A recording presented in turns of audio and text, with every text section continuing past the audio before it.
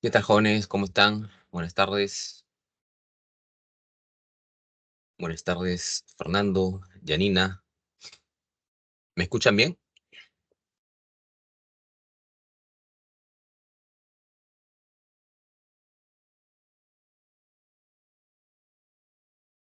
Chévere.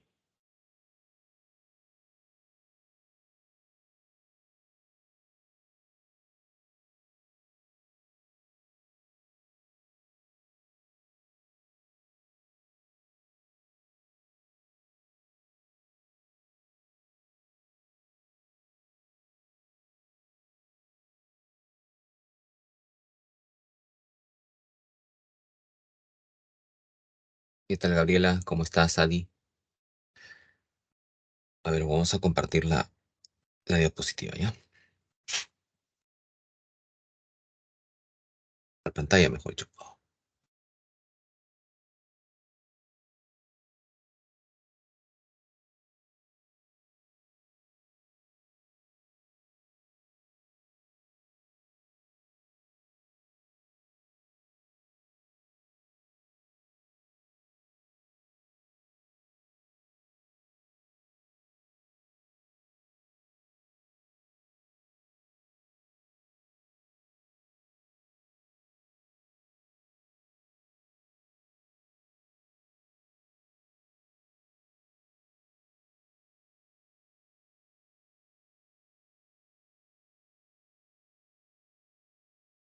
Listo. Ya debe estar viéndose las diapositivas, espero.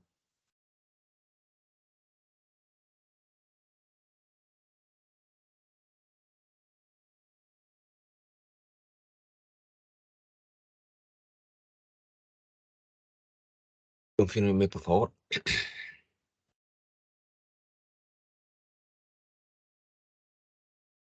para iniciar la clase de una vez. Ya, les comento que estoy con voz de ultratumba porque estoy un poco mal, pero acá estamos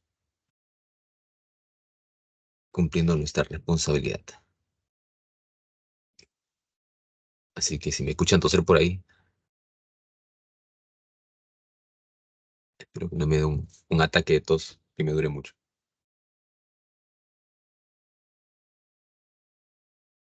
Bueno, empezamos.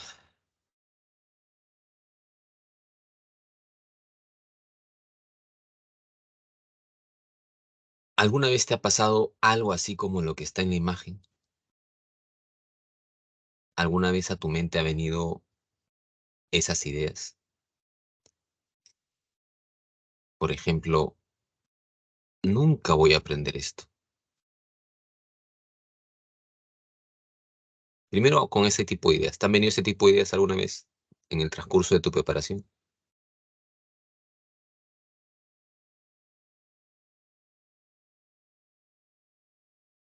Fernando dice muchas veces. ¿Y has hecho algo para poder cambiar ello, Fernando?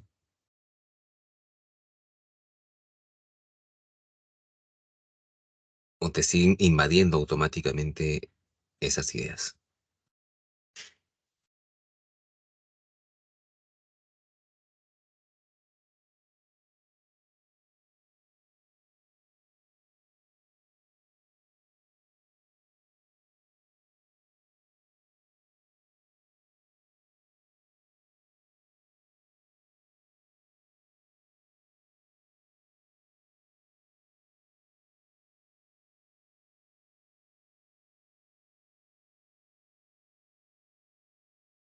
A veces pasa, ¿no? Que cuando uno comienza a prepararse y algo no le sale, comienzan a venir algunas ideas negativas.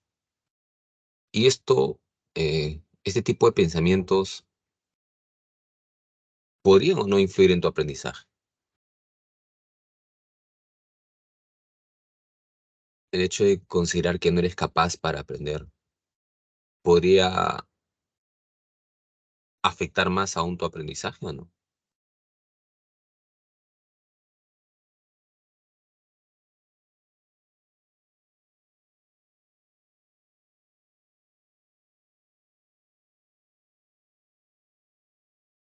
Janina dice muchas veces, ok, te han venido muchas veces esas ideas, pero todavía tienes esos pensamientos negativos. Ajá. Gabriela dice sí, entiendo que está respondiendo que sí le afectan los pensamientos en su aprendizaje. Claro, porque obviamente para que tú rindas bien, también implica que tengas cierta condición emocional, ¿no? Ahora, no estoy diciendo que sea que de pronto pues alguien que ingresa es alguien que no tiene problemas, no, no estoy diciendo eso. Pero sí que ha aprendido quizás a manejar un poco estas situaciones.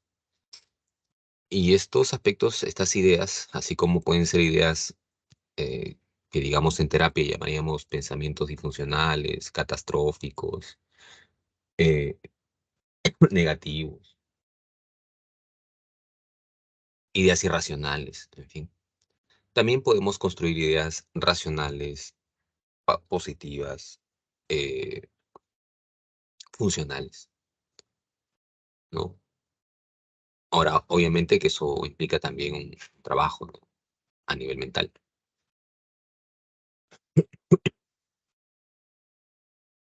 Y muchas veces aprendí técnicas, ¿no? De control emocional, por ejemplo. Hay muchos chicos que a veces, eh, aunque saben, aunque ya dominan temas, no se la creen, ¿no? Porque es como que tuvieran un trauma de experiencias anteriores y entonces les sale bien en los simulacros, pero a la hora de la verdad no rinden como rendían normalmente. Entonces ahí, por ejemplo, se requiere trabajar mucho técnicas de autocontrol emocional que influyen en el aprendizaje. Y había que cambiar algunas de estas ideas, pensamientos, con ayuda, obviamente, de quien dirige la terapia, ¿no? Y obviamente quien dirige la terapia es un profesional en psicología especializado en psicoterapia. No cualquiera eh, te va a ayudar en eso. Pero ahí, por ejemplo, estamos trabajando elementos cognitivos que influyen en el aprendizaje. Justamente el día de hoy vamos a analizar cómo así parte esta concepción del aprendizaje bajo el enfoque cognitivo. ¿Qué se entiende, ¿no? Por el enfoque cognitivo del aprendizaje? Bienvenidos ya a esta semana 12. Los saluda su profesor Dick Palomino. Hoy 19, creo ya, ¿no? De enero del 2024, en el Centro Pre de San Marcos. Este es el temario que vamos a ver el día de hoy. Veremos qué es el enfoque cognitivo del aprendizaje, qué teorías cognitivas del aprendizaje existen. También veremos algunas estrategias de aprendizaje, lo que es la metacognición y el aprendizaje autorregulado y cooperativo. Comenzamos entonces con el aprendizaje cognitivo, ¿no?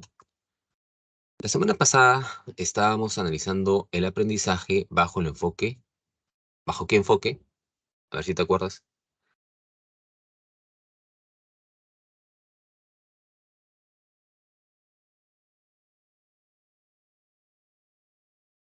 Conductual, muy bien, Gabriela, conductual.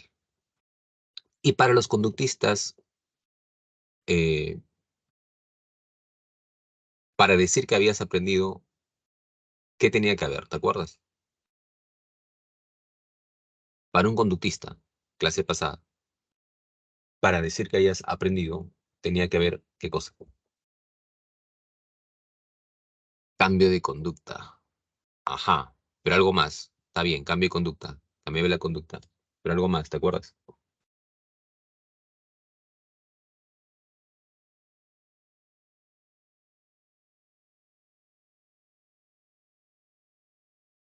Te dije, subraya, palabra fundamental en aprendizaje.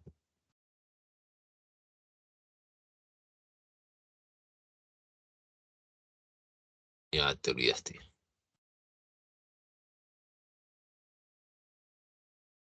Reducir o aumentar implica un cambio de conducta, Fernando. Pero la conducta cambiaba, algo más falta ahí. Debido a,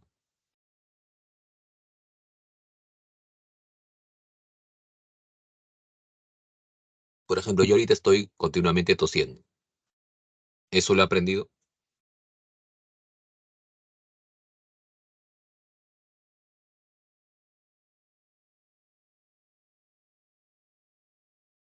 hace un par de días, estoy que toso y toso. ¿Habré aprendido a toser?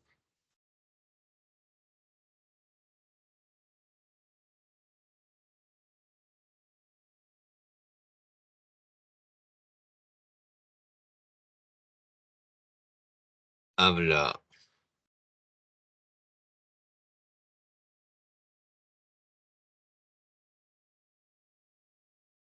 Obviamente que no, ¿verdad? Es un cambio de la conducta también, pero no es un cambio aprendido. Porque para que haya aprendizaje, ¿qué tenía que haber? ¿Te acuerdas?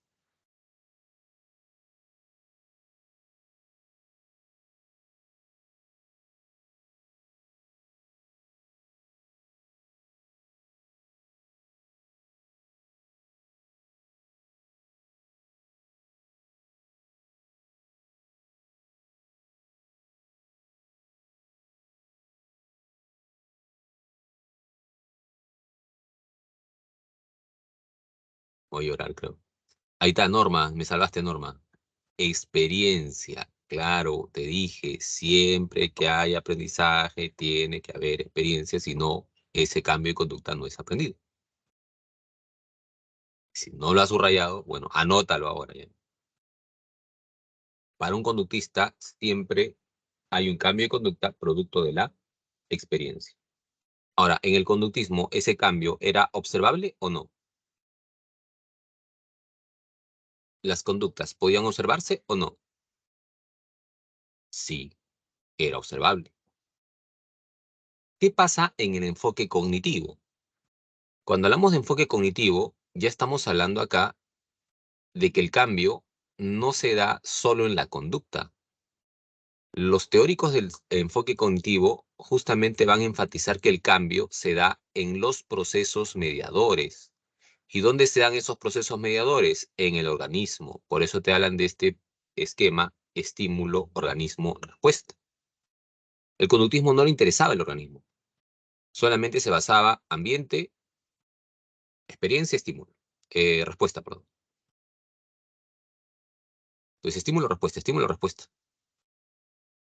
Para los psicólogos cognitivos, entre estímulo y respuesta hay un organismo que procesa información. Por lo tanto, para la psicología cognitiva se define el aprendizaje como cambios, pero cambios ya no solo en la conducta, sino cambios a nivel mental, cambios en los procesos mediadores. Entonces, ¿qué tiene que cambiar para que haya aprendizaje? Algo en tus procesos. Puede que haya cambio en tu atención, en tu percepción, en tu pensamiento, en tu memoria. A partir de ahí, ¿no? Cambiará tu conducta. Pero para que esto cambie, la conducta cambie, primero tuvo que haber un cambio mental, te dirán. Si no hay ese cambio, va a ser difícil que aprendas. Tú no vas a poder responder preguntas, por ejemplo, del curso de trigonometría, eh, si es que previamente no has asimilado, recordado, no recuerdo, memoria, por ejemplo, algún teorema o alguna fórmula que requieras. Tendrás también que saber aplicar, razonar, ¿no? Diferenciar para poder saber cuándo aplicar ese teorema, esa fórmula y en qué problema. Y producto de eso, recién vendrá la respuesta. Pero si tú no recuerdas la fórmula, no recuerdas el teorema, no vas a poder realizar ese ejercicio. O si tu análisis no es muy bueno, no vas a poder realizar ese ejercicio. Entonces, el cambio, te dicen los cognitivos, no es solamente en la conducta, el cambio principal es en los procesos mediadores. Y es por eso que ellos se dedican a estudiar los procesos mediadores, los procesos mentales cognitivos. Por eso se llama psicología cognitiva, porque estudian principalmente procesos cognitivos. Atención, percepción, memoria, ¿no? Pensamiento, por ejemplo. Hasta ahí, ¿se entiende?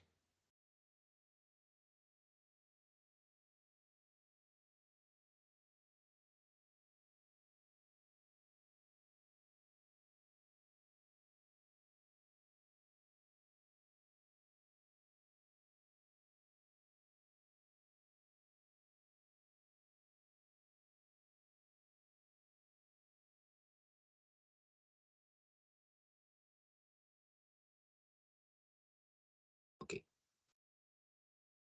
Bien, veamos entonces algunas teorías cognitivas, ¿no?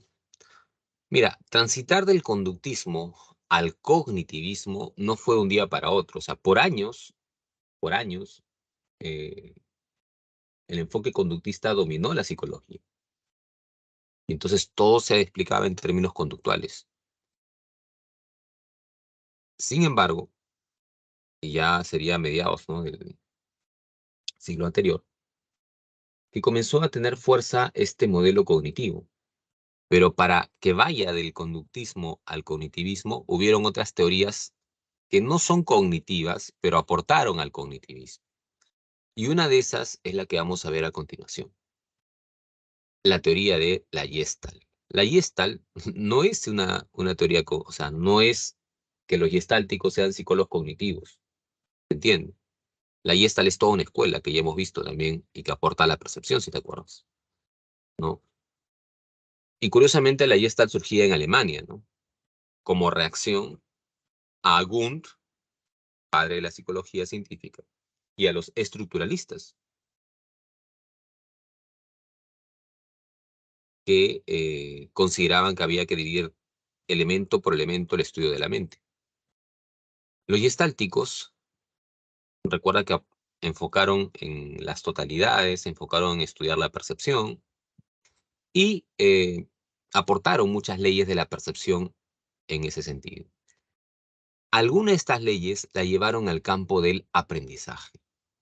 Y es así que surge de pronto esta teoría del aprendizaje, la teoría gestáltica del aprendizaje, que está basada en esa palabrita que se llama insight, ¿no? Entonces, cuando te dicen aprendizaje por insight, se refiere a la investigación que realizaron los psicólogos gestálticos en el aprendizaje y que sirvió como un antecedente para que años después surgiera el cognitivismo.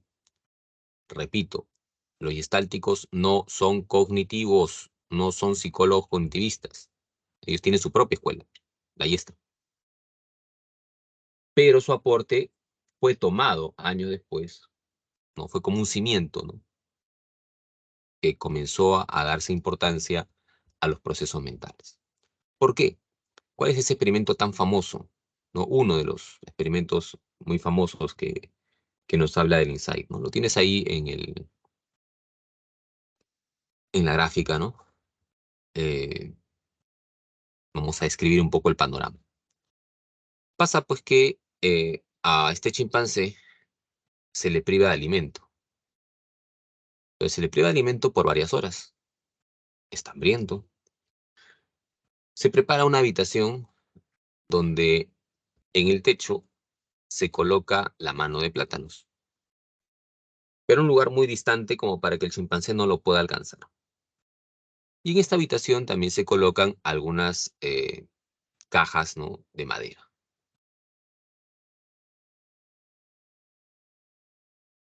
¿Qué ocurrió?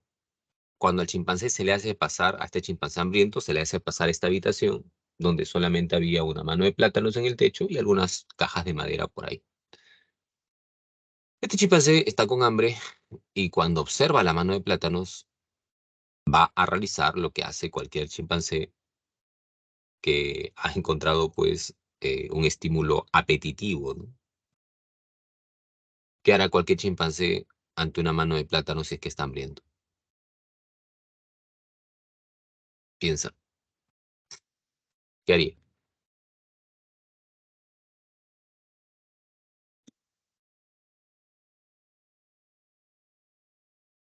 Te leo.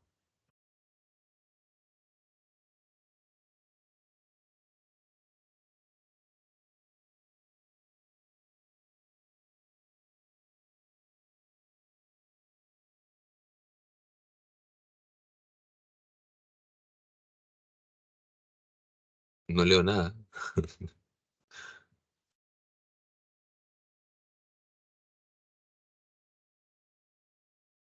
Vamos, postula algo, no importa si te equivocas.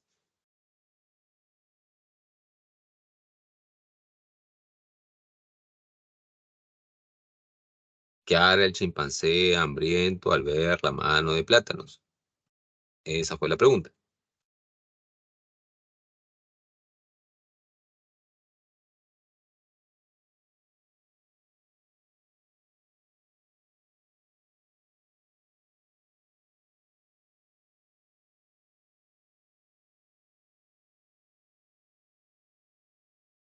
Ya, ok, buscará alguna manera de alcanzarlo. Y la forma más simple es la que él constantemente ha utilizado, ¿no? Saltará para alcanzar la mano de plátanos. Pero este chimpancé, como te dije, la mano de plátanos estaba muy distante y por más que saltaba, no llegaba a la mano de plátanos, ¿no? Entonces, este chimpancé ya no se quedó, después de algunos intentos, ya no se quedó ahí, salta y salta y salta y salta y salta, ¿no? Este chimpancé se repliega a un costado de la habitación y luego comienza a ver la mano de plátanos, pero también se percata de estas cajas y comienza a ver las cajas y la mano de plátanos y otra vez las cajas y la mano de plátanos. Y entonces, después de un momento, repentinamente se para y comienza a hacer esto que ves en la imagen. Carga una de las cajas y la coloca como base a la altura de la mano de plátanos. Luego jala la otra caja, la coloca encima y por último jala la otra y la coloca allí. Y entonces ahí, ¿qué hace? Sube una, sube dos, sube tres y ahora sí logra alcanzar la mano de plátano.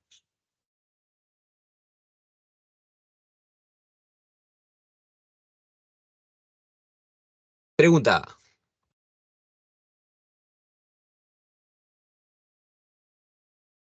¿qué explicación darías para que ese chimpancé haya realizado eso?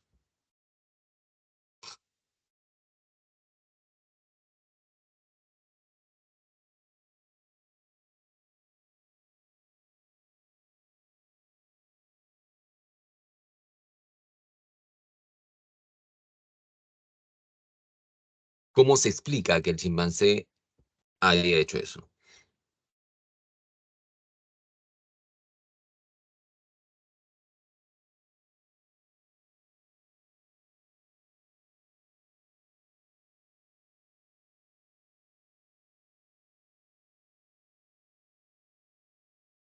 ¿Alguna idea por ahí?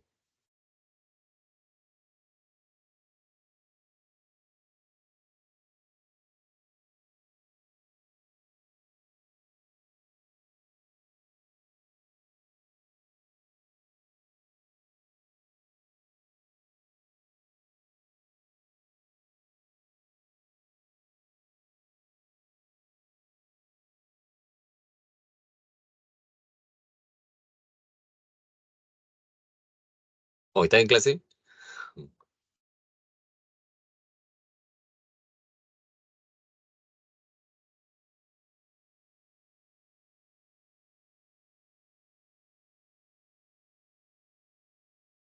Comenzar a publicar acá.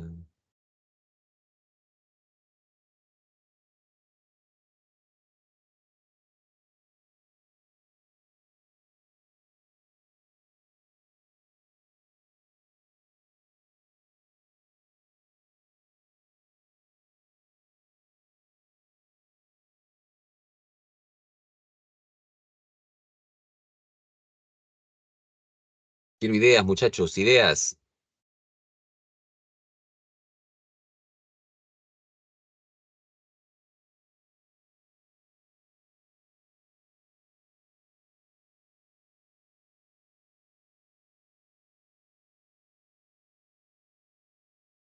A ver, Gabriela dice, a través de la experiencia, porque ya sabía que así podría alcanzarlo.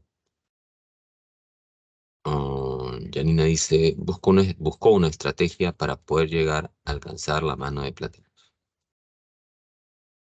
Ya. Gabriela, no podría ser experiencia porque el chimpancé no había estado sometido a una situación así previamente. Entonces no es que él ya haya aprendido eso, ¿no? Y lo esté repitiendo, ¿entiendes? No es que él ya sabía que antes así lo logró y ahora lo está haciendo de nuevo. Eh, Buscó una estrategia, ya. Norma dice, vio los recursos de su alrededor y los usó para alcanzar la mano de plátano. Ya. Más o menos por ahí, Norma. Mira, miren todo, ¿ya? ¿Qué pasa si el chimpancé se hubiese replegado a un costado y, y se queda ahí mirando la mano de plátanos y nada más? Quizás nunca hubiera llegado a la solución. ¿Qué tuvo que hacer el chimpancé? ¿Tuvo que encontrar o no una relación entre estos elementos y esto de acá? Y si eso está ocurriendo, lo que pasó es que cambió su situación, eh, tu percepción inicial de la situación, mejor dicho. Antes no le tomaba importancia esto eran como cosas aisladas. Pero ahora, ¿qué pasó? Las integró, ojo, percepción, ¿sí? Las relacionó. Y una vez que las relaciona, es allí donde logra encontrar la solución al problema. Ese acto de reestructurar su percepción, ese acto de discernimiento súbito, ese acto de darse cuenta de manera repentina, a eso se llama insight. A eso se denomina insight. Entonces, la explicación que dan los estáticos es esa, pues que el chimpancé logró resolver el problema a través de este llamado insight. Ahora te pregunto, ¿este insight dónde está ocurriendo? ¿En la conducta del sujeto o es interno?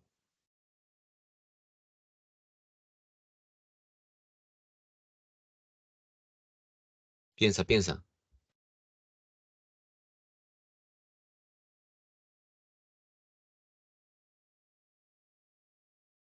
El insight, ¿es interno o externo?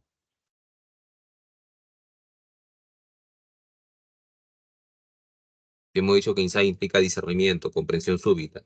¿Qué es? Es interno. Por lo tanto, ¿qué significa?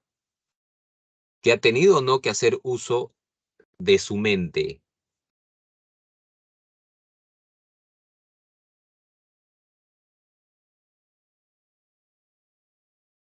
¿Te das cuenta?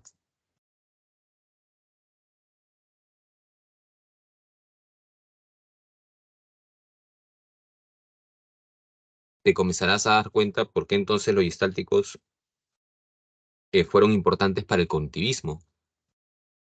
Los gestálticos comienzan a tocar temas mentales, como el insight, entonces para el aprendizaje, ¿no?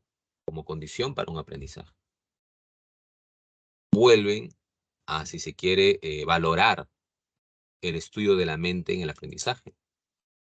Este concepto de mente que había sido dejado de lado por años con los conductistas, vuelve a revalorarse con los gestálticos.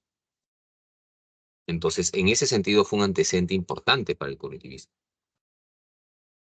porque otra vez comienza a darse importancia a estudiar la mente. ¿Se entiende? Y ya los psicólogos cognitivos definitivamente pues van a enfocar o enfatizar muchísimo más en el estudio de la mente. Pero los estáticos fueron como ese cimiento, ¿no?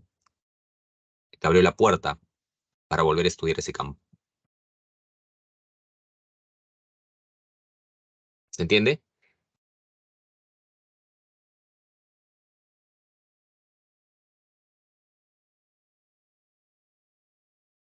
¿Alguna pregunta hasta ahí?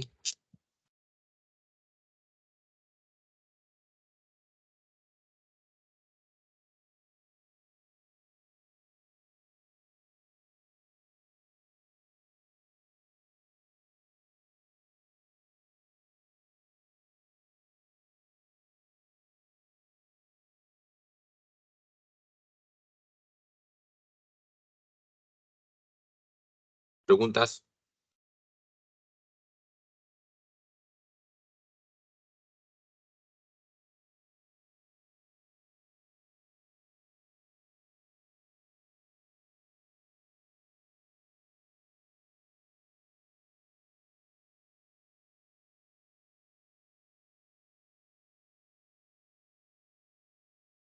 Ya, chévere.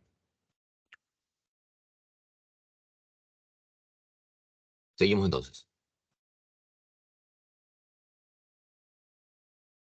Bueno, tienes acá en la imagen a los psicólogos de la Gestalt más connotados.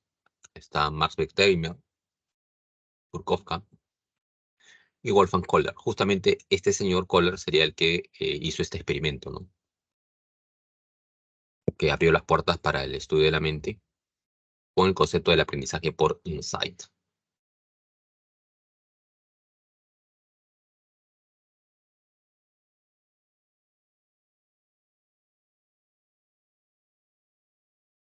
Vamos a ver ahora otra teoría del aprendizaje. Las teorías cognitivas, ¿no? Empezar por esta última. Está acá. Bandura es un teórico que también en su desarrollo como investigador tuvo un cambio, ¿no? O sea, Bandura inicialmente se pegaba mucho al conductismo, pero luego termina tocando temas cognitivos. O sea, transita, ¿no? Del conductismo al cognitivismo, si se quiere. Y justamente su teoría sobre el aprendizaje observacional sería también importante para el cognitivismo, porque Bandura ya definitivamente toca elementos cognitivos. Teoría que es muy conocida, ¿no? Se le llama, como tienes ahí, aprendizaje social, por imitación, aprendizaje vicario, enfoque cognitivo social del aprendizaje, modelamiento. Entonces, tiene diferentes denominaciones. Con cualquiera de esas podría venir a un examen. Te repito, aprendizaje social, aprendizaje vicario, aprendizaje imitativo, aprendizaje por modelamiento, enfoque cognitivo social del aprendizaje, también se le dice. Más allá de eso, es lo que plantea Bandura, ¿no? Hay un experimento muy conocido. Voy a ver si lo encuentro acá. Debe estar. Para pasarles el link, ¿ya?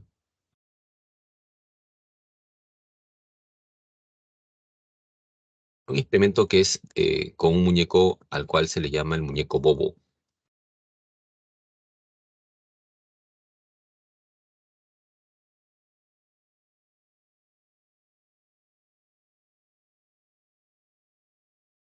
Sí, acá está.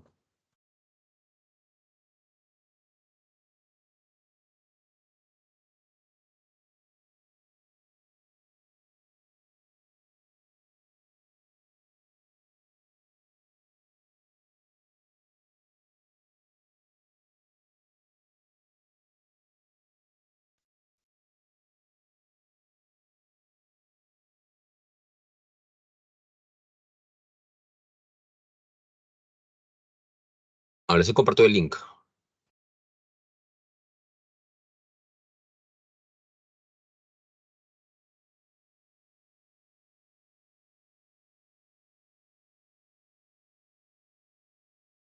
¿Pueden verlo un momento?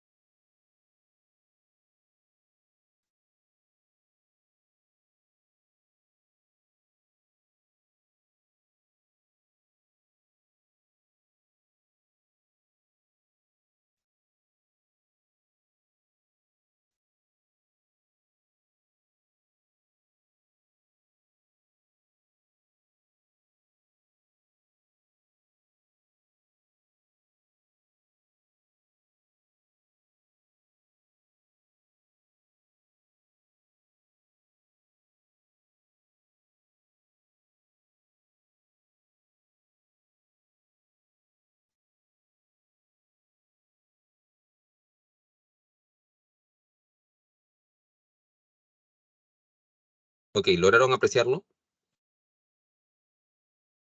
¿Lograron observarlo?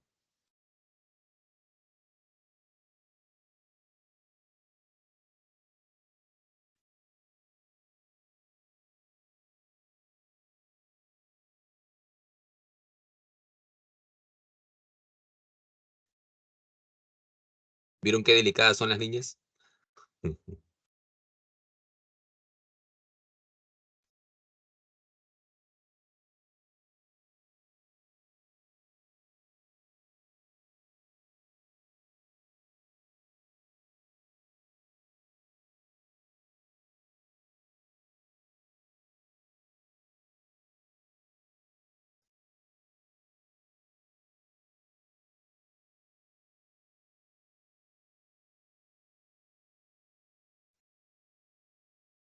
¿Qué es lo que se está observando en ese vídeo, ¿no? O sea, es parte de la investigación que hizo Bandura, ¿no? Y él mismo lo explica.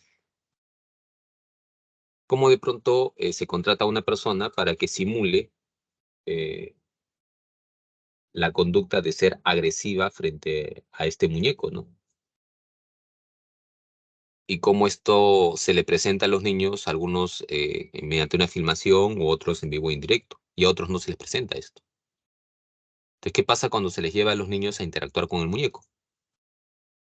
Quienes habían visto al modelo agresivo comienzan a repetir la misma conducta frente al muñeco, a diferencia de los que no habían observado ese aspecto de agresividad, ¿no? Es más, ¿no? Los que habían visto modelos agresivos comienzan hasta a introducir elementos como armas, ¿no? Para también, de cierta manera, hacerle daño al muñeco. Entonces, Bandura postuló ahí justamente esa fue una teoría que sustenta, ¿no? Que los modelos agresivos aprenden, ¿no? Porque también había un debate que había, que el aspecto de la violencia era innata y por eso algunos son así y otros no. Entonces, Bandura demuestra que esto se aprende, ¿no? Y desde temprana edad. También esto nos habla acerca de la importancia de los medios de comunicación en el aprendizaje de conductas, ¿no? Aunque hoy día, ¿no? Obviamente, gente poco leída que sale en los programas dice, no, los medios de comunicación no tienen la culpa, ¿no? Solamente son de distracción. Mentira, porque también son formas de aprendizaje, al ser canales de socialización, al ser medios o agentes de socializadores, también influyen en el aprendizaje.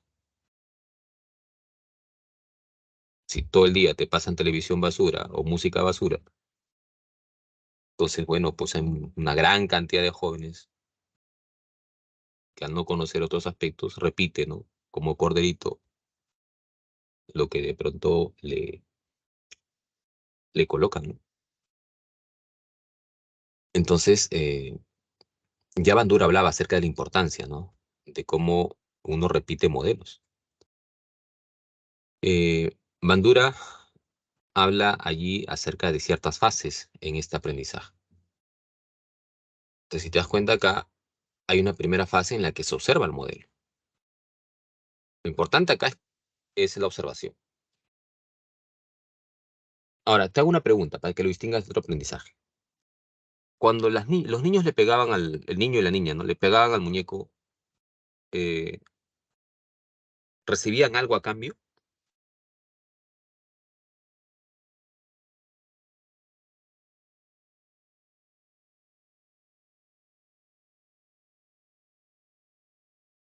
¿Les daban alguna galleta, alguna golosina?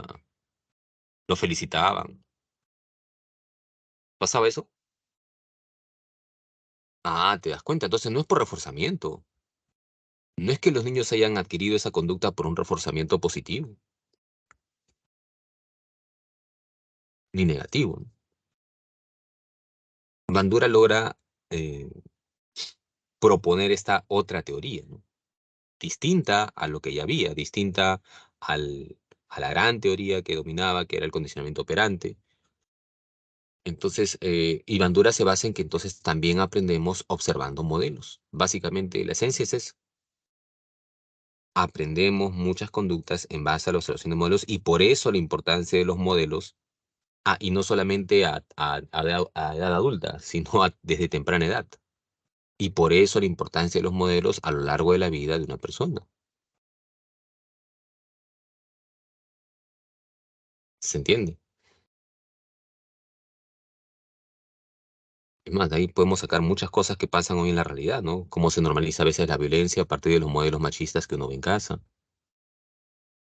Cómo se normaliza conductas, ¿no? O como de pronto orinarse en un poste, orinarse en un árbol a partir del medio donde uno vive. Porque obviamente hay modelos a veces, ¿no? Malos modelos, pero se imitan. Cómo normalizamos la corrupción, ¿no? Entonces, en mucha gente, ¿qué ocurre, no? ¿Por quién vas a votar? Todos roban. No importa que robe, pero que haga obras. Ahí estamos normalizando, ¿no? La corrupción, normalizando la deshonestidad, a partir de los modelos que vamos observando, pues, ¿no? ¿Por qué quieres entrar al Congreso? Para ganar plata. Nadie, ya no te dicen, ¿no? O sea, porque quiero hacer un cambio en mi país, porque de pronto me importa combatir contra esos congresistas que están hoy en día y que no merecen llamarse congresistas. No, ahora los jóvenes te dicen para ganar plata. ¿No? ¿Qué carrera vas a estudiar? Esta que sale en las 10 más pagadas. Esa es una buena carrera porque da plata. Es interesante analizar cómo se va generando toda una serie de ideas en las personas a partir también de los modelos que les toca vivir, ¿no? Entonces, parte de eso, ¿no? Bandura hablaba de estas cuatro etapas en el aprendizaje por observación. Primero tienes que, al observar, necesariamente atiendes al modelo. Entonces, ahí, en esta fase de observación, está jugándose el proceso de atención. Pero además, mientras tú atiendes, también retienes. Y si tú retienes, o sea, retienes la conducta del modelo. Si tú retienes, ¿qué proceso estás utilizando ahí? ¿Qué proceso te permite retener información? La memoria. Ah, ¿y la memoria es un proceso cognitivo o no? ¿Te das cuenta de lo que te dije? Bandura ya comienza a tocar temas cognitivos en el aprendizaje. Fase observación, allí. Siguiente fase, ejecución o reproducción de la conducta. El niño observó la conducta, ahora reproduce la conducta. El niño observó que le pegaban al muñeco, estuvo atento, retuvo la conducta y ahora cuando lo colocan en la situación, hace lo mismo, reproduce o ejecuta la conducta. Una cuarta fase también es el efecto motivacional que surge o la retroinformación, ¿no? Por ejemplo, acá alguien sabe danzar,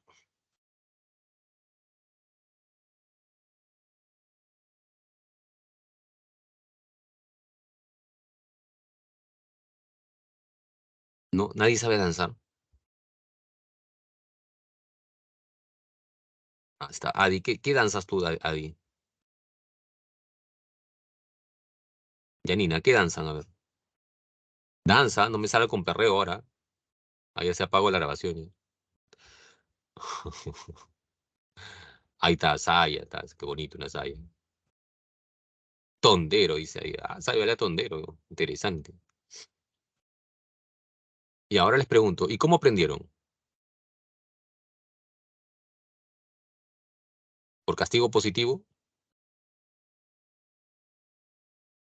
¿Les pegaron para que aprendan?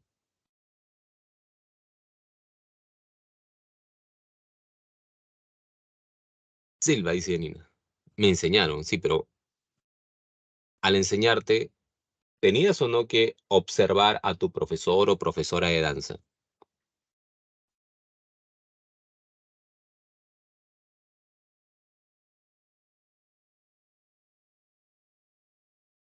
Ok, yo tengo todavía 2:49. Ahorita, vamos al break, ¿ya? Un ratito.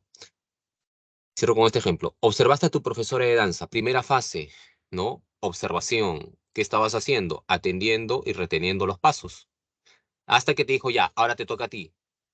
Ah, ¿y qué hiciste? Ejecutaste el paso. Y luego, ¿qué hubo? Posiblemente una retroinformación donde la profesora te decía, lo has hecho muy bien, solamente acá tienes que agregar esto o quitar esto, en fin.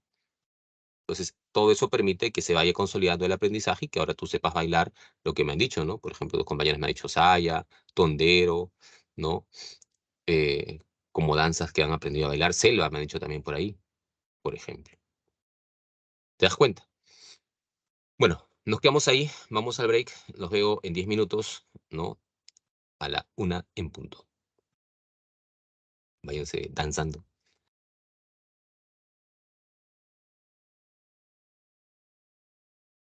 Listo, jóvenes, regresamos. Confírame tu presencia levantando tu manito.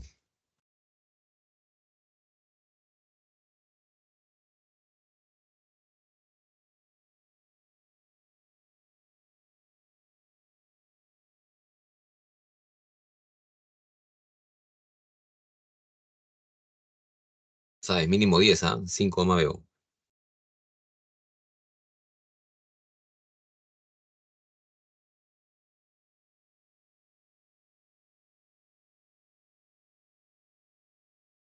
Ahí está, llegamos a los 10.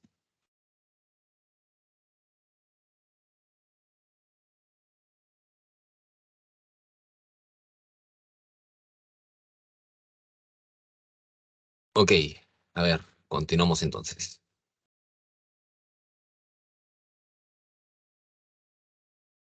Bueno, hemos visto ahí la teoría de Bandura, ¿no? Vamos a ver ahora teorías, las que vamos a ver a continuación ya son netamente cognitivas, totalmente cognitivas, como por ejemplo la teoría del procesamiento de información. ¿Qué te dice esta teoría del procesamiento de información? ¿No? Eh, Fue una de las primeras teorías cognitivas, justamente. ¿Por qué? Porque esta teoría lo que hace es plantear una analogía entre la mente, el funcionamiento mental y entre el funcionamiento de una computadora. Por ejemplo, tienes tú en la pantalla, ¿no? Una computadora. Bueno, en la diapositiva. ¿Cuál es la parte principal de esa computadora?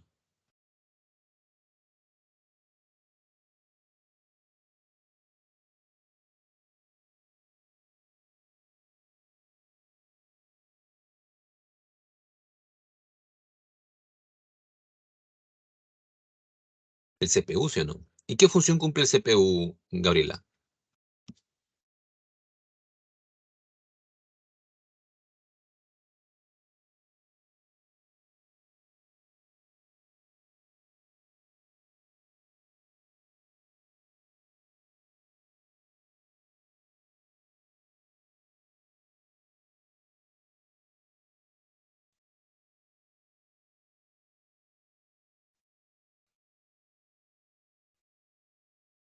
Angie dice, sin el CPU, la computadora y el teclado no funcionan.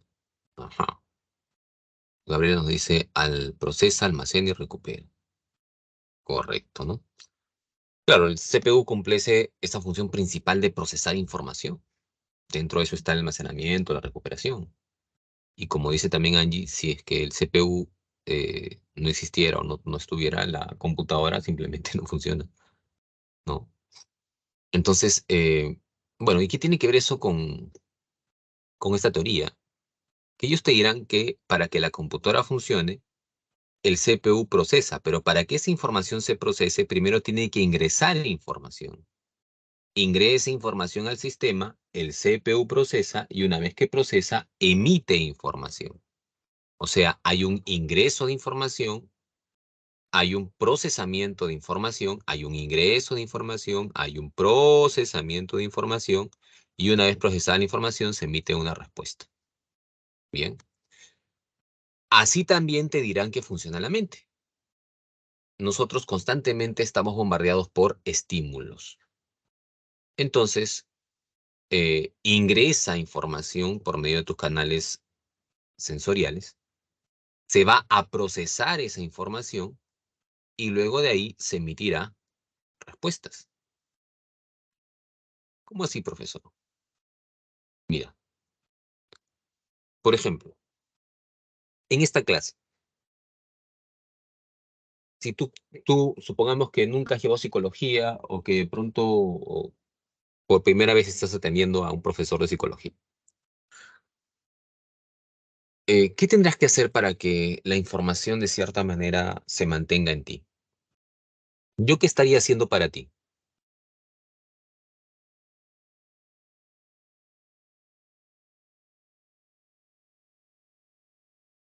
No, no, yo qué estoy siendo para ti, no me digas profesora, o sea,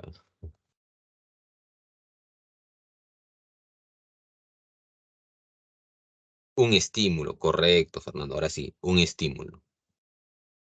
Y para que tú captes la información de este estímulo en tu organismo, ¿qué tiene que ocurrir? Todo esto. ¿Estarás o no registrando sensorialmente la información?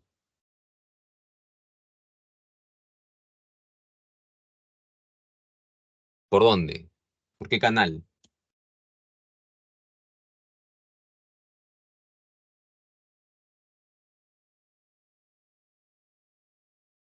Por los sentidos. Bueno, principalmente ahorita, básicamente, visual en la diapositiva, ¿no?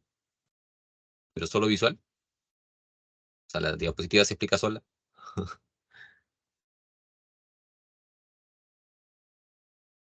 Automática la diapositiva. Ah, ya. Auditivo también, ¿sí o no? Visual, auditivo. ¿Correcto? Entonces, se está registrando información, pero al registrar información, tú también estás, ¿qué estás haciendo? Prestando atención. Bueno, al menos los 10 que levantaron su mano, espero, ¿no? Esa información que atiendes le da significado, percepción. Una vez que le da significado, se retiene por cierto tiempo en tu mente. Para retener esa información, para almacenar esa información, memoria. Luego, la memoria te ayuda también a recuperar esa información. Y esta información muchas veces también tiene que ser analizada, ¿no? Comprendida. Y esto implica pensamiento, para que finalmente te permita tomar decisiones y solucionar problemas cuando lo necesites. Por ejemplo, si te viniese, como suele venir a veces, ¿no? Preguntas de aprendizaje en un examen, sea de la pre o de admisión, ¿no? Te preguntan, por ejemplo, sobre el aprendizaje significativo o por recepción significativa.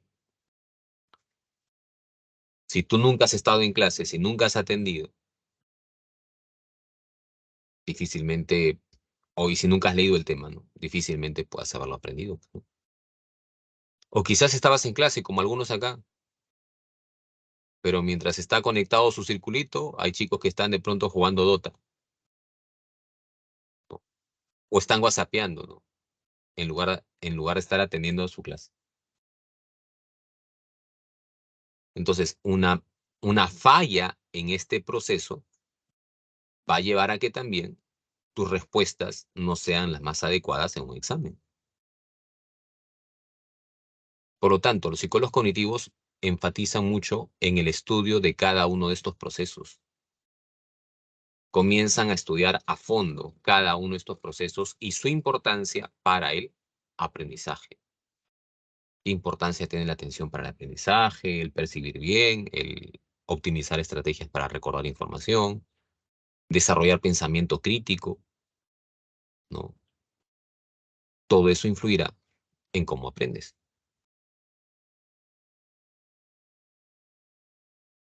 ¿Se entiende?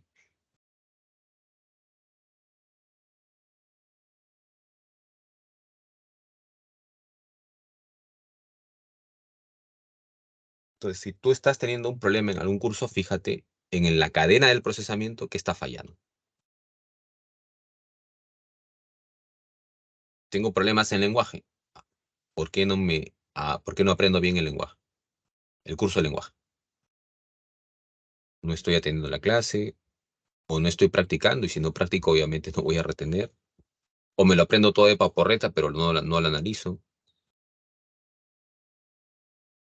¿Ok? Entonces, algo debe estar fallando en ese procesamiento.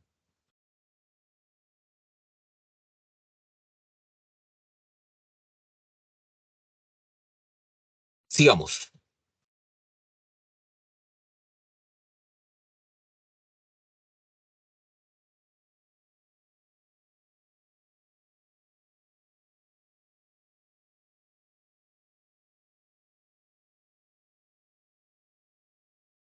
Estas dos teorías que vamos a ver a continuación son dos teorías, tanto del aprendizaje por recepción significativa que plantea David Ausubel, como la teoría del aprendizaje por descubrimiento que plantea Jerome Brunner.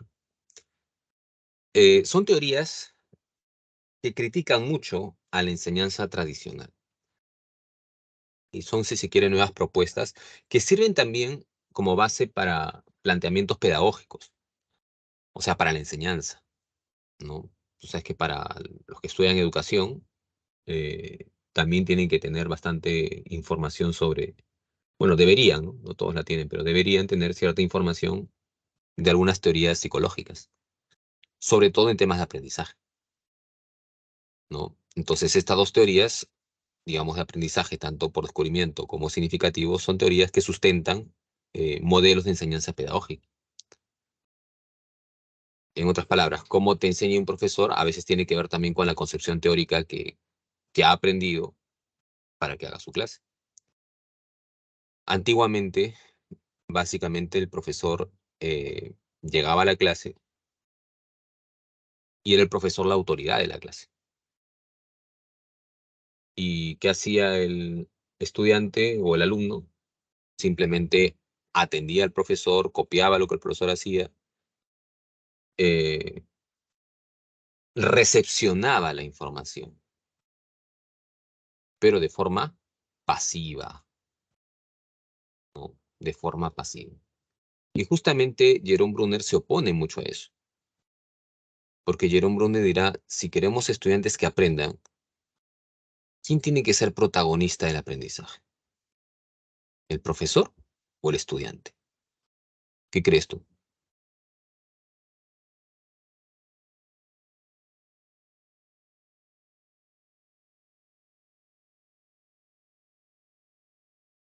El profesor, no, el estudiante, claro. El estudiante tiene que ser el protagonista de su aprendizaje. O sea, tiene que ser el que esté más motivado, el que esté más despierto, el que esté ávido de conocer cosas. Pero para eso, no es que ahora el docente no haga nada. El docente debe cumplir un rol de facilitador. ¿Qué significa facilitador? Que sea como un guía. En enseñanza tradicional, el docente te daba toda la información. Acá ya no. Te va guiando para que tú formes conceptos, para que formes conocimiento, pero para eso, o sea, para que de cierta manera descubras el conocimiento. Ese docente tiene que fomentar la construcción inductiva. ¿Qué es inducción? Cuando vas de casos particulares hacia lo general. Un concepto, lo habíamos visto en el tema de pensamiento, siempre es general, ¿no? Entonces, cuando tú vas de lo particular a lo general, estás haciendo uso de un razonamiento inductivo.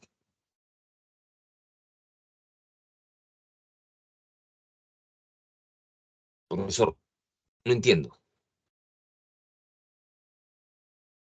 A ver, ¿qué pasa si traemos, no sé, supongamos una clase de química, ¿no?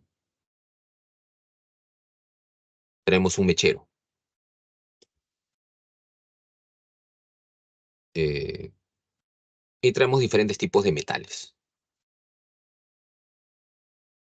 ¿no? Traemos cobre, acero, hierro.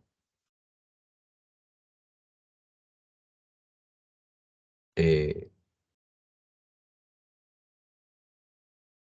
bueno, y el docente va presentando al estudiante metal 1, ¿no? Cobre, por ejemplo, y lo somete al fuego del mechero.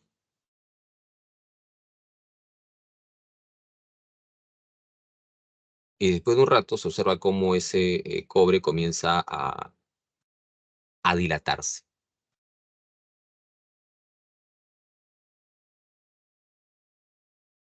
Vamos ahora con el fierro. Posiblemente demore un poco más, pero observamos también cómo comienza a dilatarse. Otro metal, y observamos cómo comienza a dilatarse. Y cualquier metal que ponga, se comienza a dilatar. Pregunto, ¿obtendré o no una conclusión?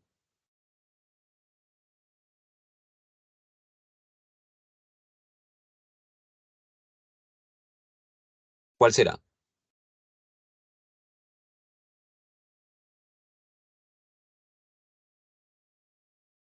¿Qué conclusión obtendrá el estudiante?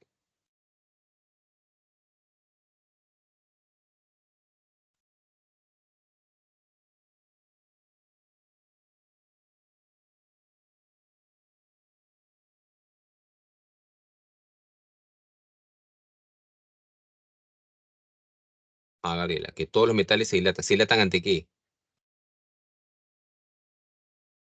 ¿Ante la lluvia?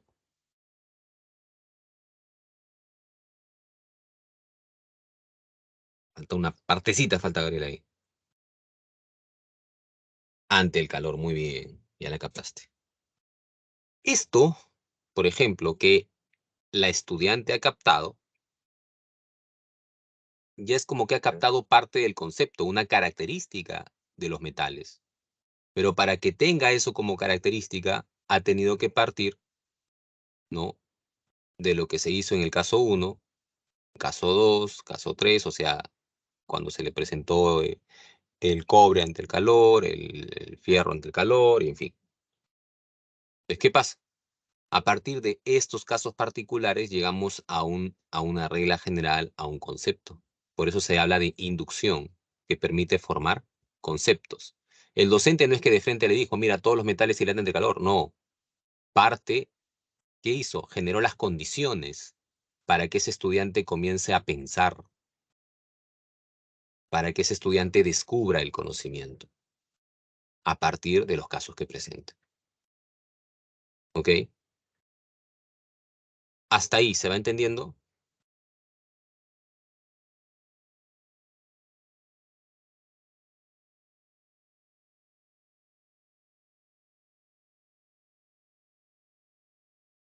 ¿Alguna duda?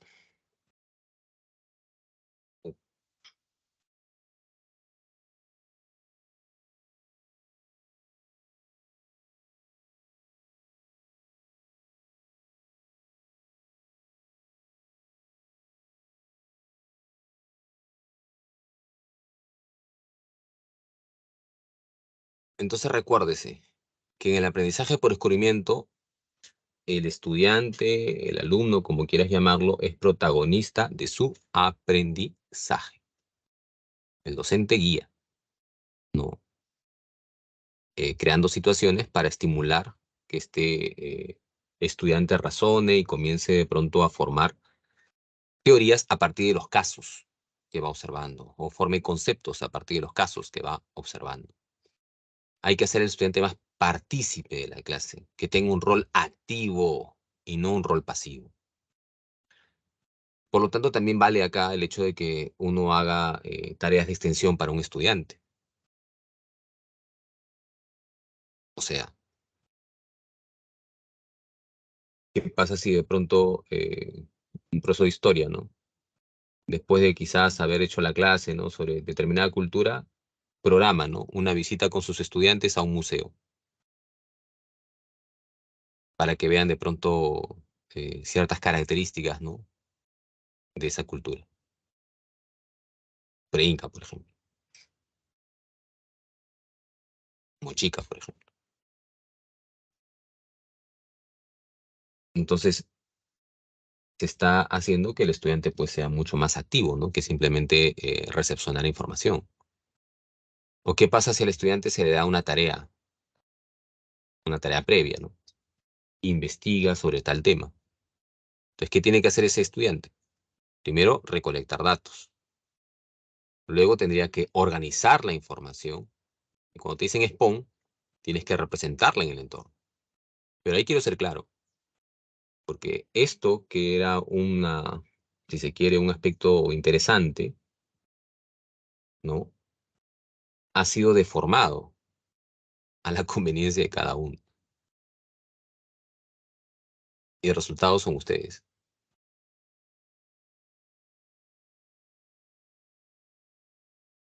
Profesor, me está ofendiendo. A ver, te pregunto. ¿En tu colegio alguna vez te hicieron exponer?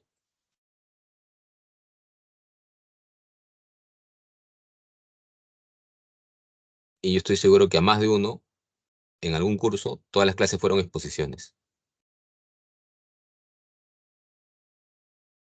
Y la pregunta es, ¿cuánto aprendiste de eso?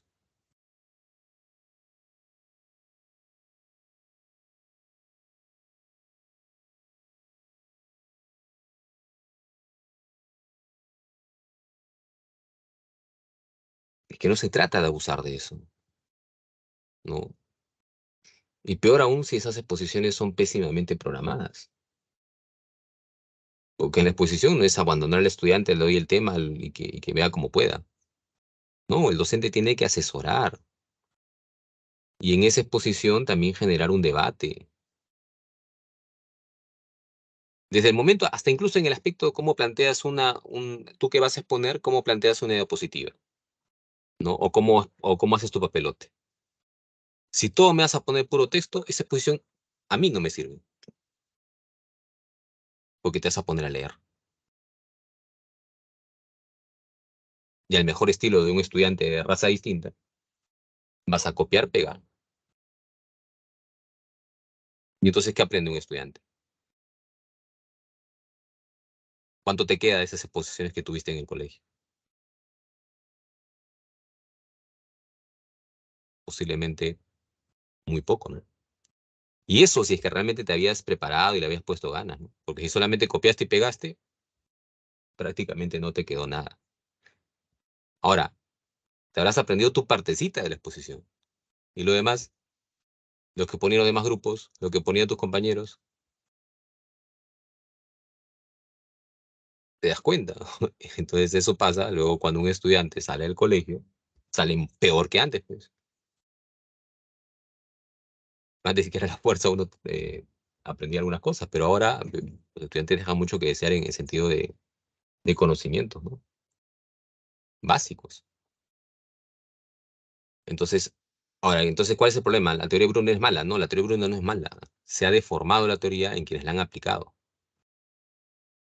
Porque obviamente hacer una exposición no implica, como te digo, abandonar al estudiante. Hay que asesorarlo. No le puedes dar una exposición de una semana para otra, como muchas veces se suele hacer en los colegios. Hoy en las universidades incluso, ¿no?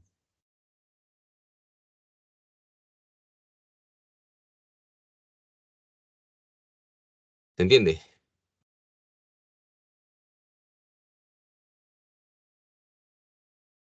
¿Alguna duda hasta allí?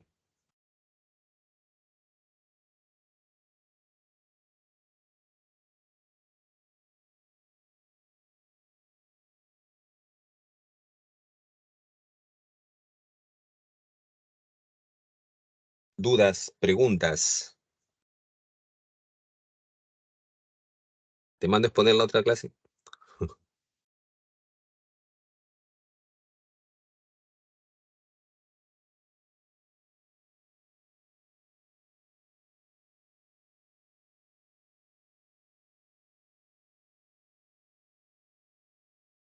Bueno, no hay dudas, me dicen, ¿no? Pero espero que sea así.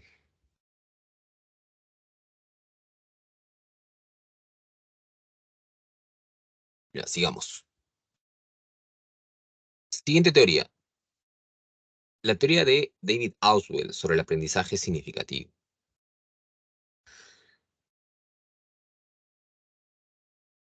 Eh, Auswell también critica la enseñanza tradicional, pero ¿por qué? Porque te dirá que la enseñanza tradicional ha llevado a muchas veces generar estudiantes mecánicos, repetitivos, paporreteros, y que incluso en algunos colegios sacan los primeros puestos, ¿no? Cuando te repiten de memoria. Y a veces en las universidades, e incluso todavía hay algunos, entre comillas, docentes, que estimulan eso, ¿no? Me acuerdo cuando estaba en la universidad, había un profesor que, bueno, el examen era desarrollado en ese curso, y que tú tenías que colocarle exactamente tal como él habló en la clase, ¿no? Determinado concepto que te pedía en el examen. Y si no, si lo decías con tus palabras, pero tenía el mismo sentido, no, él no. Tenías que hacerlo exactamente como él lo dijo. Y si no, te ganabas tu cero. ¿Qué fomenta eso? Eso no fomenta comprensión, eso fomenta simplemente repetición memorística, pero una memoria mecánica. Y eso no sirve, o sea, no es útil. Eso es lo que critica Auswell. Para Auswell, un aprendizaje significativo es un aprendizaje que tiene sentido. ¿Y cuando un aprendizaje tiene sentido? Cuando el estudiante le encuentra utilidad a ello. Pero para eso, ¿hay cierta metodología? Sí. El docente, te dirá Auswell, tiene que explorar los saberes previos del estudiante. No es adecuado que un docente, si quiere generar un aprendizaje significativo, simplemente te dé la información a lo que él domina, ¿no? ¿Por qué? Porque muchas veces no está, digamos, ese dominio del docente, que obviamente es mucho más estudiado, no siempre está al alcance del estudiante. Profesor, no entiendo. A ver, te lo explico más en sencillo. Hay cursos en los que a veces, cuando tú escuchas la clase, pareciera que estuvieras escuchando a alguien en otro idioma.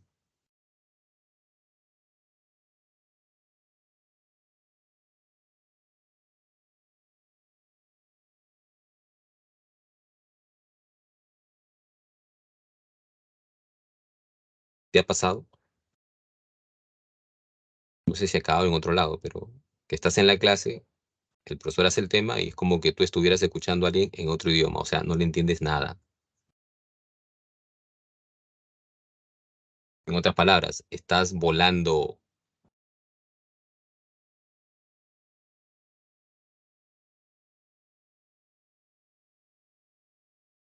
¿Nunca te ha pasado eso, Gabriela? ¿Ningún lado? ¿En ningún curso?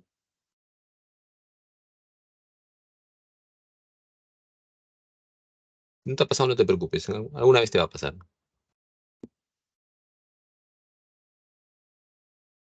Bueno, yo diría de pronto Auswell, ¿no? Que posiblemente ese docente está partiendo, o sea, se nota que sabe, ¿no? Pero no está dosificando la información. Entonces hay que primero explorar más o menos la realidad de un estudiante, hay que explorar de pronto el saber previo de un estudiante. Por ejemplo, uno cuando hace clase, en mi caso, ¿no? Trato un poco más o menos de sondear para saber qué ejemplo poner, ¿no? Para que más o menos por ahí se relacione con la realidad del estudiante. Porque si uno pone ejemplos que el estudiante no ha vivido, entonces posiblemente pues no le encuentra mucho sentido, ¿no? Entonces es un poco eso, ¿no? O sea, aparte de saber explorar la realidad del estudiante, el saber previo del estudiante, para enlazarlo con la nueva información. Y una vez que se enlaza con la nueva información, esto se llama anclaje. Una vez que se produce el anclaje, el estudiante le encuentra sentido a lo que va aprendiendo. Y ahí su aprendizaje será significativo, pues. Se va a motivar por aprender más, ¿no? Y va a ir, como quien dice, gradualmente dando más pasos en ese tema o en esos cursos. Entonces de eso se trata, ¿no? Y hay cursos que a veces son obviamente mucho más abstractos o complejos, pero también se puede. Yo me acuerdo una vez cuando me preparaba para ingresar a la universidad, me acuerdo que uno de los cursos más difíciles siempre ha sido física, ¿no? Entonces, sin embargo, recuerdo a un profesor que mientras muchos odiábamos física, él comenzó a hacernos entender la importancia de la física en base a sus clases. Entonces, él venía en una clase y te sacaba alguna pregunta interesante de cualquier aspecto que él encontraba a su alrededor. Pero eso lo relacionaba a algo de la física, a lo que él quería tocar en la clase. Entonces ya captaba tu atención y ya comenzabas a entender para qué servía el tema que ibas a tratar, ¿no? Y bacán, eso no entendía, ¿no? Y le encontraba sentido. Y ahí comenzabas a aprender, ¿no? Lamentablemente, el profesor solamente estuvo un mes, creo, en el lugar donde yo estudiaba y pues hasta ahí llegó mi nivel en física. Bueno,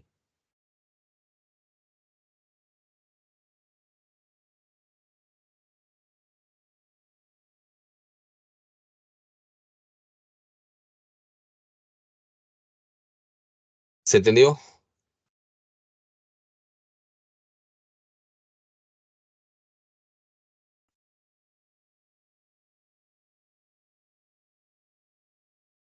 Ok, seguimos. Bueno, acá hay un ejemplo, ¿no? De lo que es el aprendizaje significativo.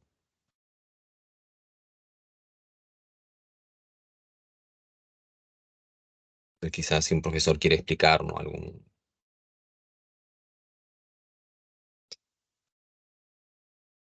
Algún aspecto de las herramientas agrícolas, ¿no? Quizás el nombre, ¿no? De Chaquitaglia, por ejemplo. Tendría que partir quizás, ¿no? De decirle al estudiante, ¿conoces una lampa, ¿no? Alguna vez, ¿qué es una lampa? ¿Qué es una pala, ¿no? Y ahí quizás el estudiante te entienda, ¿no? Ahora, si tú le dices directo una Chaquitaglia, no te va a entender, pues que te lo estás hablando en otro idioma, ¿no? Pero entonces, si tú le partes de cosas que él más o menos conoce, lo puede relacionar. Ah, mira, tenía esa utilidad, ¿no? La pala, la lámpara ya son elementos mucho más elaborados con ciertos aspectos tecnológicos, ¿no? Pero antiguamente de pronto se utilizaba lo que se llama la chaquitaglia, ¿no? Entonces ya estás haciéndole entender, ¿no? Por ejemplo, algunos elementos de ese curso, ¿no? Entonces, de eso se trata, ¿no? Cuando se habla de un aprendizaje significativo, que el estudiante lo recuerde porque le encuentra sentido.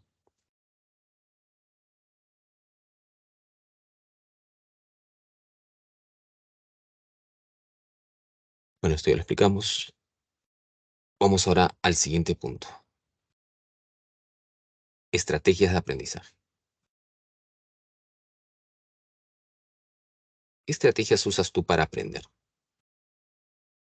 Vamos a hacer algunas preguntas acá, ¿ya?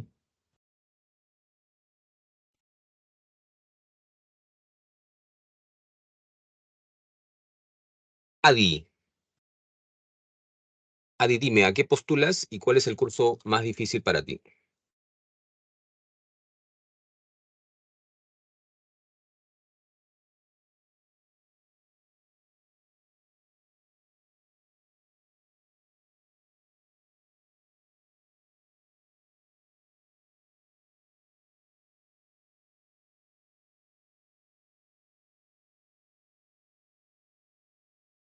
¿Y el curso más difícil?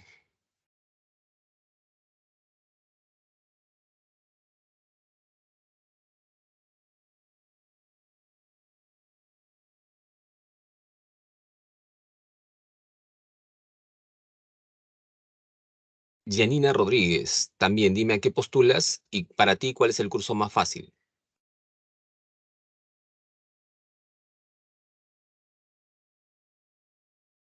Ya, Adi me dice postula medicina, curso más difícil, álgebra.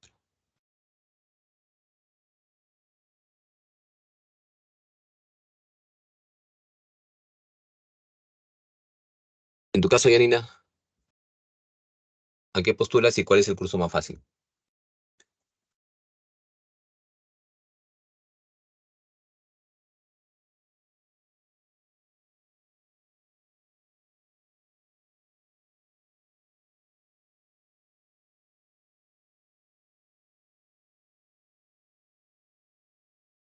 Tenía que almorzar, creo.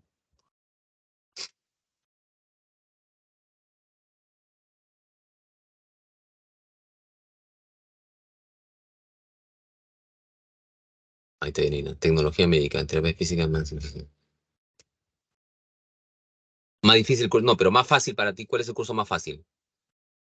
A Adi le dije el más difícil. A ti el más fácil.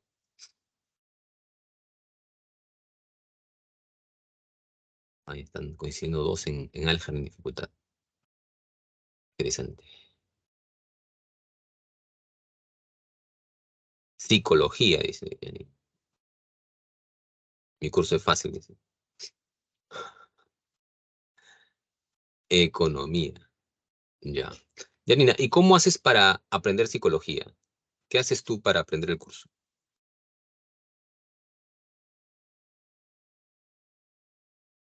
No me digas estudiar, sino cómo estudias, en otras palabras.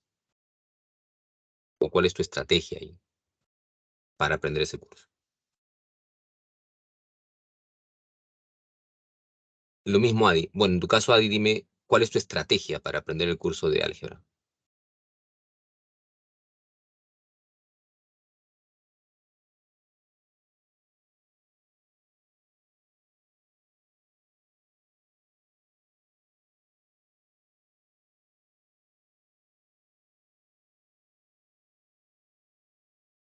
Apuren, las leo.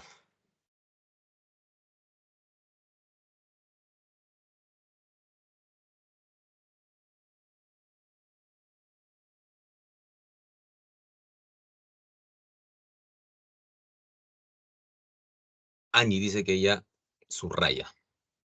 ¿Ya? Le basta con subrayar, dice. ¿Todos los cursos, Angie? ¿En todos subrayas? ¿O solo o en otros haces otras cosas?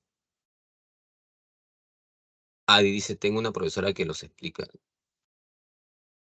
Ah, ya, tienes una profesora particular en álgebra, en psicología también. No entiendo nada del proceso de psicología, entonces me voy a contrato a mi profesora particular, dice. Gracias, Adi. Vamos a expulsarte del sistema. ¿Dónde está? Fuera.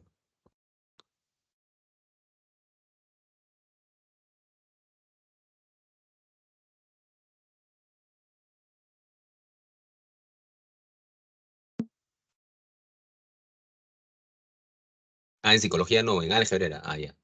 Más te vale, más te vale. Pero mira, lo que quiero que entiendas es lo siguiente, ¿ya? Porque de acá parten muchas cosas. Hay estudiantes que a veces eh, les basta con leer una información. Obviamente que si tú no revisas o solamente te quedas en clase, lo que retengas va a ser muy poco, por no decir casi nada.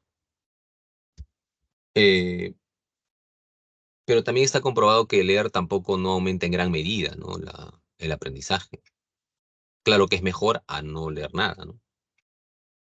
Pero si tu única estrategia para estudiar es leer, posiblemente tengas complicaciones, sea insuficiente.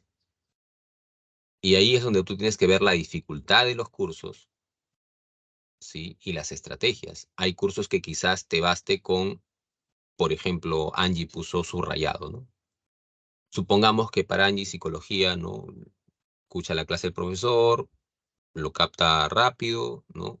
Y entonces en la tarde quizás basta con que su material lo subraye, discrimine lo principal de lo secundario y con eso ya puede resolver las preguntas. Pero va a haber otros cursos donde quizás no le sea suficiente con eso y tiene que hacer otras estrategias. Entonces, cuando hablamos de estrategias, son diferentes formas, ¿no? De poder aprender. Las estrategias de repaso son justamente estas del subrayado, ¿no? Del resaltar.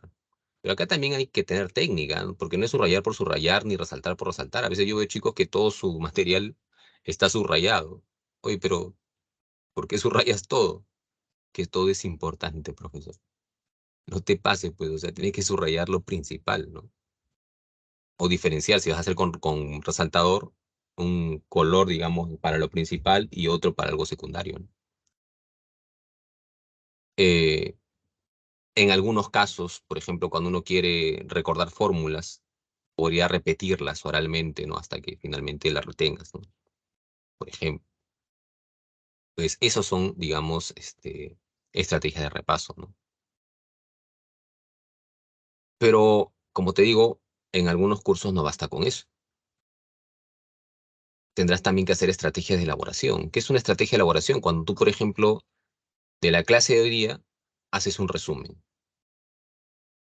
Entonces, esa es una estrategia de elaboración. Estás elaborando un resumen, o de pronto parafraseas, con tus propias palabras tratas de escribir un poco lo que has entendido. Entonces, ¿qué implica eso? Elaboración. Elaboras una mnemotecnia, también a veces es necesario, ¿no? Para algunos contenidos. No en todo, pero en algunos contenidos te puede ayudar, ¿no?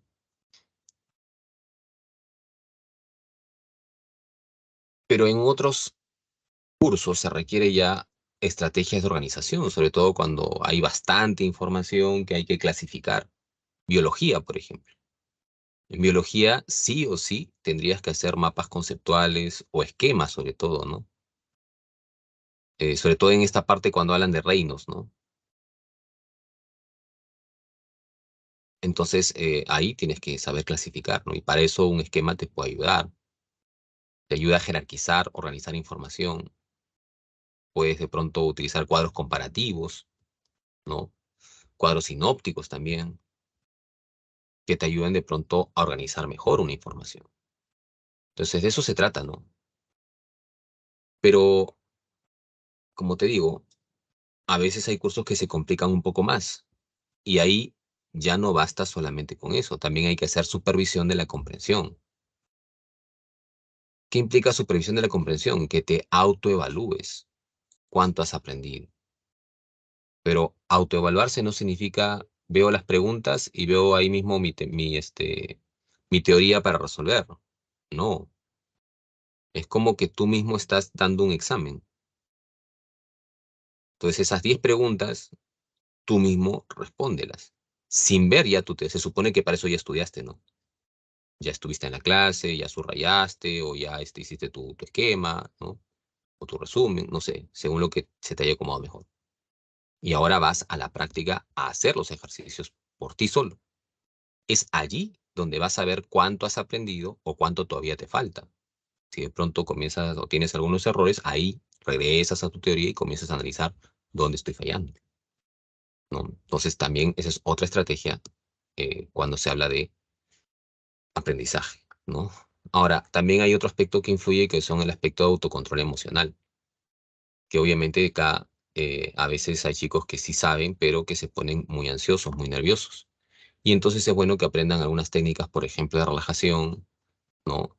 Eh, También hay técnicas cognitivas, ¿no? Que te ayudan a cambiar un poco las ideas, pero para eso sí se requiere entrenamiento, ¿no? Sería ahí importante que busques asesoría de un profesional en ese aspecto, en psicoterapia, como te he dicho. Pero es importante, ¿no? Que un estudiante también se sienta sobre todo con ese hecho de creo en mí, pero para que uno crea en sí mismo también tiene que haber demostración. O sea, yo no voy a decir, sí, creo en mí, pero nunca estudio. O sea, ¿qué voy a hacer? Pues no, al final no me voy a rendir. No solamente a eso voy cuando yo critico muchos coach, ¿no? O muchos psicólogos light, ¿no? Que creen que todo basta con decir sí se puede, ¿no? Y terminan engañando estudiantes. Y eso lo toman los tiktokeros, los youtubers, ¿no? Y ahora comienzan a hablar de la atracción y no sé qué, ¿no? Sí, tú piensas que puedes y vas a poder todito. No, no solamente basta con pensar, tienes que actuar también.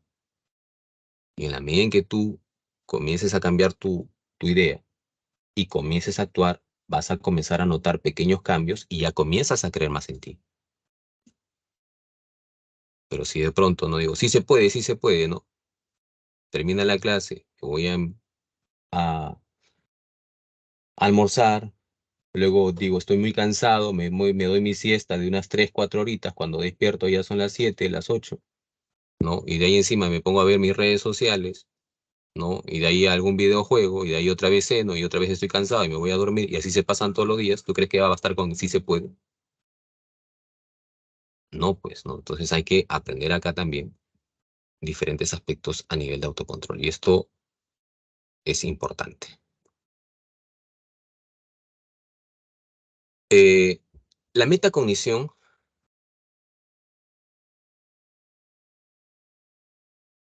Mariani ha puesto mío, grabar la clase y tomar puntos importantes. Estudio por semana, no por temas, sino mi cerebro se bloquea. ¿Cómo así grabar la clase, Janina? No, no te entiendo. Tomar puntos importantes y estudio por semana, no por temas. Ah, ok, estudias, digamos, lo que viene en cada semana, sea uno o dos temas. Ya, tú grabas la clase, que filmas la clase,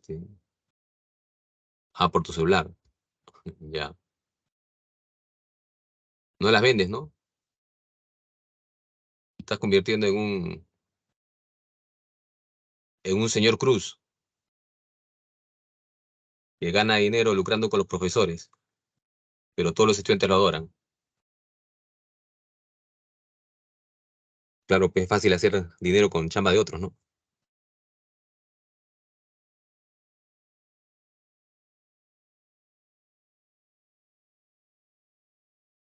Y no sé qué haga ese señor Cruz, capaz estudia derecho, más torcido. Ojalá ponga esta grabación también en su canal. A ver, Dayana dice, profesor, ¿cuántas horas recomienda estudiar al día? Eso depende, Dayana, ¿no? O sea, no hay obviamente, pues que un estudiante que está en ritmo, sí te hablo de un mínimo, ¿no? O sea, entre 4 o 5 horas diarias. Obviamente que hay carreras que a veces son más competitivas y quizás requieren un poquito más, sin descuidar lo que ya hemos hablado alguna vez, ¿no? Tu nutrición, tu sueño, en ese aspecto. Pero además también es cómo esas horas las optimizas, porque no te va a servir de nada estar 4 o 5 horas o 6 horas, ¿no? Si es que no tienes pausas, si es que no dosificas tu información en ese aspecto. Hay chicos que a veces están ahí 5 horas, pero solamente la primera ha sido productiva y luego ya ahí las demás ya no. Pues hay que analizar ahí, ¿no? Y también juegan a veces otras variables, ¿no? En ese aspecto. Por eso cada caso es un poco distinto. Pero sí te diría, ¿no? O sea, para un ritmo de competencia, unas 5 horas más o menos fuera de clase, de lunes a sábado. Domingo ya déjalo para relajarte, para de pronto tu familia, ¿no? Para ordenarte, en fin.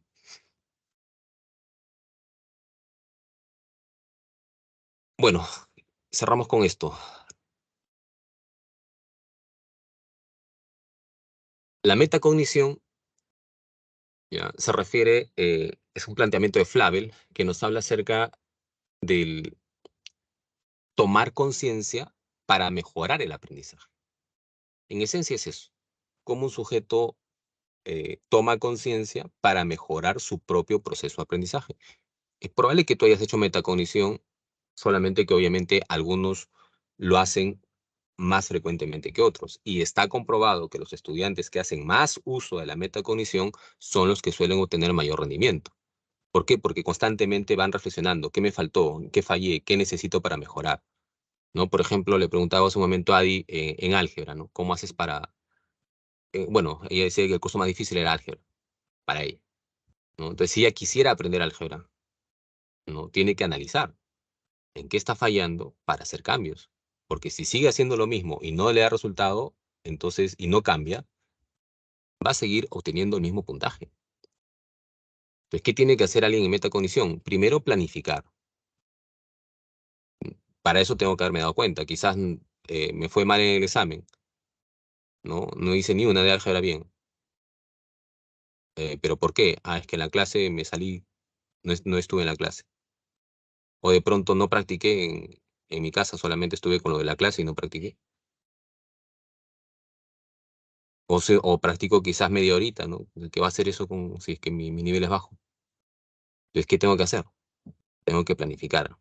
Planifico. Voy a estudiar álgebra tal día, tanta cantidad de horas, ¿no? 2, 3 horas ese día que me plantee.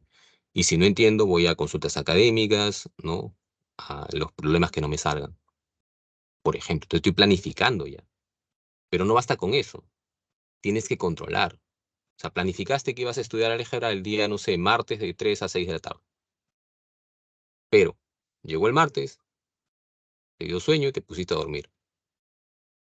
Entonces no estás controlando, pues tienes que controlar lo que has planificado. Y luego de ahí tienes que evaluar. ¿Cómo evalúas? En el examen. ¿Cuántas preguntas en el siguiente examen mejoró tu rendimiento? ¿Pudiste ya hacer algunas? En la misma situación de entrenamiento, te das cuenta que estás mejorando, ya tienes habilidad, lo que antes no te salía te está saliendo. Entonces, lo que estás haciendo te está dando resultado. De eso se trata cuando se habla de metacognición. Ahora, cuando tú combinas estas variables cognitivas con el aspecto afectivo, ¿no? De estas variables afectivas que también influyen en el aprendizaje, o tu propia motivación, y tratas de mejorar, ¿no? En cómo aprendes, pero además también en cómo manejas tus emociones y en cómo te automotivas, a eso ya se llama aprendizaje autorregulado. Autorregulado, ¿no? Eh, y en el aprendizaje cooperativo ya es cuando te apoyas en el grupo, no para plagiar, ¿ya? Por si acaso, sino para trabajar en conjunto. Por ejemplo, en las universidades a veces se hace trabajo de proyectos, basado en proyectos, ¿no? Entonces, es importante que cada uno dé un aporte para que salga ese proyecto bien. En el caso de ustedes, por ejemplo, sería complementarse, ¿no? Quizás hay algunos estudiantes que sean buenos en una materia, otro quizás en otra, y no estoy diciendo que estudien juntos todos los días, ¿no? Pero pueden compartir quizás alguna sesión de estudio una vez a la semana y se complementan ambos para su aprendizaje, ¿no? Entonces, de eso se trata, ¿no? Cuando se habla de un aprendizaje cooperativo. Bien, muchachos, no hay tiempo para más. Ahí están las claves de esta semana. No sé si hubiese antes de cerrar alguna duda o pregunta.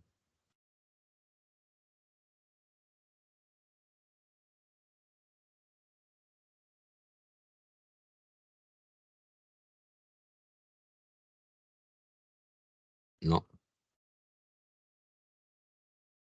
Ah, Gabriela dice, ¿en qué se diferencia la metacognición? La metacognición, Gabriela, se refiere más a variables cognitivas, o sea, cómo cognitivamente mejoras, ¿no? En el sentido, pues, del aspecto, como te digo, ¿no? De metodología o de tiempos que estás haciendo, ¿no? O de pronto de la cantidad de cursos que estás estudiando, ¿ya? El aprendizaje autorregulado ya implica la metacognición más analizar también variables afectivas y motivacionales que influyen en tu aprendizaje y cómo mejorarlas, ¿ok? Eso, estimada Gabriela. Bien, chicos, nos quedamos ahí. Cuídense mucho. Nos vemos hasta la próxima semana. Chau, chau.